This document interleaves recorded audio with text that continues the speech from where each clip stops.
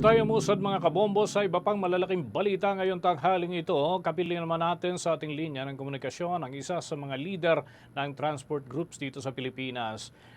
Si Ginoong Mario Sullivan Balbuena Jr. ang atin makakausap sa pagkakataong ito via Zoom.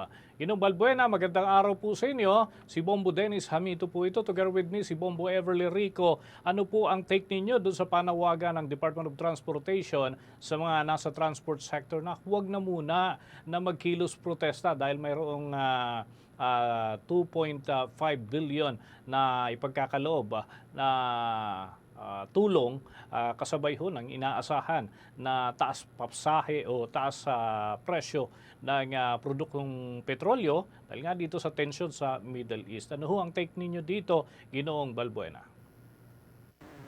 Yun nga po, Sir Dennis and Ever, na hindi po kami kasama doon sa mga magpuprotesta para dito sa oil price hike dahil mayroon naman pong mga dialogo with the DOTR at meron naman pong 2.5 billion na ng ating Pangulo Ferdinand Bongbong Marcos Jr. at ang secretary ng DOTR may pronouncement na siya na malapit na po itong ilabas, kaya maghihintay na lamang po muna kami. Pero ganun pa man ay malaking dagok po, hindi lamang po sa mga pampublikong transportasyon itong pagtaas ng mga produktong petrolyo na umabot na po sa halos 5 pesos at 18 pesos po simula noong January.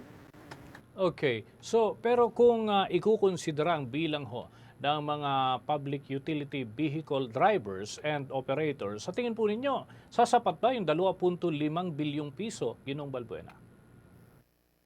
Hindi kasi natin malaman pa sa ngayon kung kanino i-distribute ito, kung sa mga PUJ lang ba, kasama ba dito yung mga motorcycle taxi, yung mga truckers, yung mga tricycle drivers. So, hinihintay pa po natin yung guidelines. Kung sa jeepney lamang po ito, siguro sasapat kung hindi naman po magtatagal yung conflict doon sa Middle East. At sana, wag naman. Kasi nga po, marami po talaga ang mahihirapan. Hindi lamang po yung umaangkat sa kanila ng mga produktong petrolyo, kundi yung mga kababayan po natin at yung mga apektado po sa... Okay. Maliban ho dun sa fuel subsidy, meron pang iba pa na may tutulong kaya ang gobyerno para ho sa mga PUV drivers and operators na maaaring maapektuhan talaga sapagkat hindi tayo limitado doon sa, kumbaga, kinakargang langis, kundi may ibang mga pangangailangan din na po pwede din naman na aksyonan ng pamahalaan. Ano ho sa tingin po ninyo, Ginong Balbuena? Sana po maimbestigahan din natin yung buffer ng mga private oil companies para bakit ganito kalaki yung inadjust na presyo, ganito kalaki yung itinaas na presyo, at maimbestigahan yung kung saan nga ba tayo dapat kumuha o kumukuha ng mga produktong petrolyo. Kung 10% lamang ang kinukuha natin sa Iran, dapat ho hindi po ganito kalaki yung pagtaas at hindi po tayo masyadong apektado. Dapat po yung buffer natin, hindi lang po, at least 1 to 2 months ang buffer po natin para pag dumarating po yung mga ganitong pagkakataon na may conflict sa gitnang silangan, naka-ready po tayo. Hindi lamang po doon sa pagtaas ng presyo, kundi baka mamaya hindi talaga makapag-supply. Ginoong Balbuena, maliban po dun sa mga kilos protesta na ibinabala po ng mga kasama po ninyo sa transport sector, meron din pong niluluto na taas pasahe. Kasama po ba ang manibela sa mga nagbabalak po na magpatupad po nito? Hindi po kami kasama doon sa nag-file ng fare increase dahil nga po naintindihan din natin yung ating mga kababayan, yung ating mga mananakay na mahirap na ang pinagdadaanan, dagdag pahirap pa rin po itong fare increase na ito.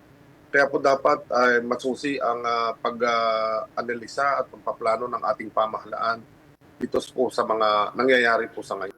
Alright. Ginoong Balbuena, follow up lang dun po sa sinasabi nyo kanina na posibleng kulangin po yung supply. Kung sakali pong mangyari po ito, wala po bang kung sakali po totally walang magde-deliver po ng supply po dito sa Pilipinas, ano po kaya yung posible po na mangyayari po dito, Ginoong Balbuena?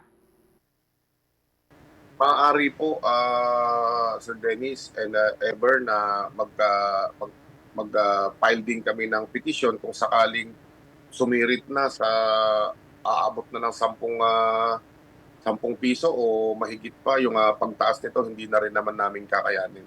Pero hanggat gumagawa sana ng paraan ng ating gobyerno, mananatili kami dito sa kung ano po yung pamasahe sa ngayon.